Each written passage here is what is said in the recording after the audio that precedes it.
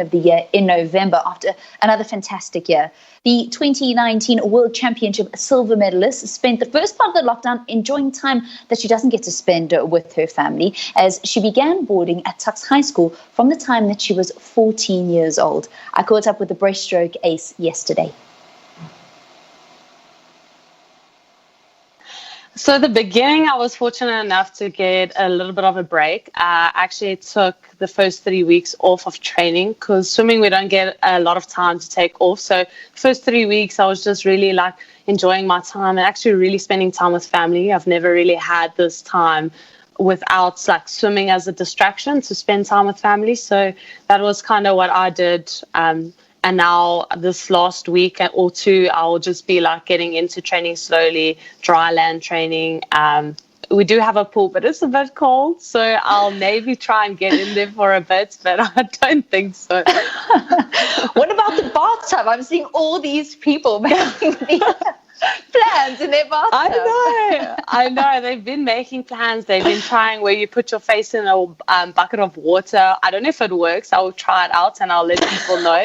But I haven't really gone to that challenge yet. So I'm still enjoying the dry land, trying to get my strength and conditioning outside of the pool so that I can just implement it inside. Yeah, I suppose it does really help now that you've got confirmation that the Olympic Games are going to be postponed. You know exactly when they are going to start on the 23rd of July. I think for a lot of the Olympic-bound athletes, that was what they were all waiting for, you know, to kind of reassess what they could do with their training. Yeah, exactly. I think the hardest part about it was the waiting process. I think knowing that we were about to go into lockdown and the Olympics was still on, I think that was a bit tough, knowing that you don't know really how training will carry on, because, I mean, I can't get into the pool. So, and that's quite a big step. So I can't, yes, dry land and stuff will help. But at the end of the day, I need to get my sessions in the pool. So I think the waiting game was the worst for me. But as soon as they did postpone it, I think it was just like relief and like peace in knowing that you can just like handle the lockdown like everyone else, and you don't have to stress about that extra like training and stuff. So I think that helps quite a lot. And yeah, I'm excited because it's another year of training, so I can only benefit from that. If there is a mandatory coronavirus vaccine that all the athletes need to take if they go to the Olympic Games, will you be taking it?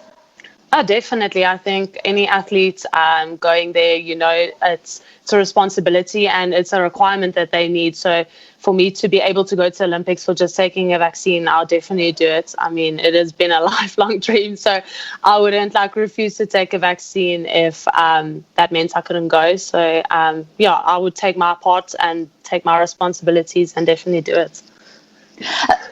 How do you feel about another year of training, because you were hitting the most amazing purple patch? I mean, you were peaking at all the right competitions. I mean, from that double at the Commonwealth Games in Australia to the World University Games to the silver and a new African record at the World Championships. Like, everything was just falling into place so perfectly.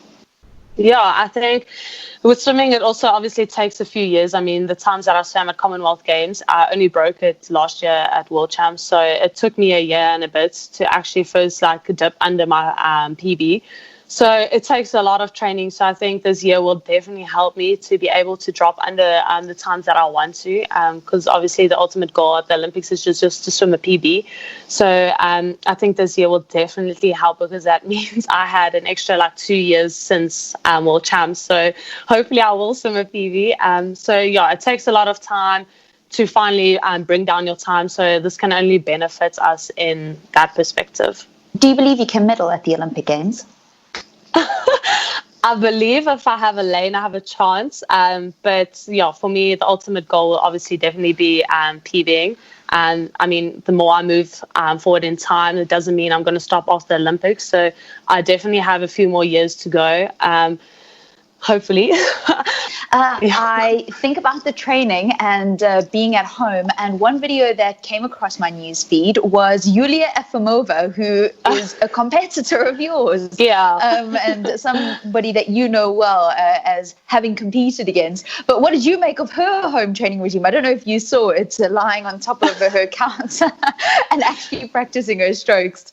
Yeah, I saw it. Our coach even posted on our group showing everyone what Yulia is doing. So then I did definitely go and try it. It's a very tough exercise to do. So she has very strong bike muscles.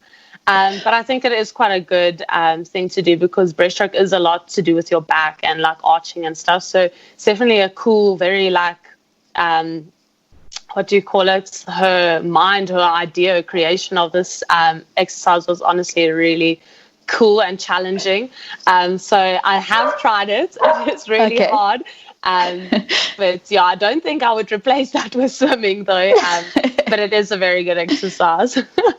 How do you feel about swimming against the likes of Efimova? She's quite a controversial figure herself, but also swimming with the 100-meter breaststroke world champion in Lilly King. Yeah, it was, I don't know, it actually was weird. I think it was the first time at World Champs, it was the first time I swam against them. And I can honestly, like the way I felt in that call room, it wasn't like nervousness. I was so excited to finally be able to race the world space. It's amazing to be able to be part of such a moment. And it's actually funny enough, in the call room, I was like tearing up because I was like so excited to finally race. And I wasn't nervous and scared. It was just like the excitement. But I kept on telling myself, don't cry. These people are going to think you're weak. So, because you are in a call room of like world champions and let's say Olympic medalist, and here I am and I'm trying to like keep in my tears because I don't want them to think I'm crying because I'm scared or anything, but I'm just really excited to race. So yeah, those were the emotions that I had during the World Champs when I had to race against them. So honestly, for me it's just nice. It's a challenge, and I like racing them because I know they're so good, and being able to be in a race with them it makes you feel better, and like that's kind of ultimately the goal in your swimming, is to get to that level where you're able to race the world's best. So yeah, I like it. Your message to South Africans during this time? I think just stay safe, keep to your responsibilities. I think if we all work together, we can obviously get through it. That's how we come to the end of your Sport on Morning Live for this Thursday. Do have a beautiful day ahead. We'll meet again on tomorrow morning show. Your headline news is coming up after the break.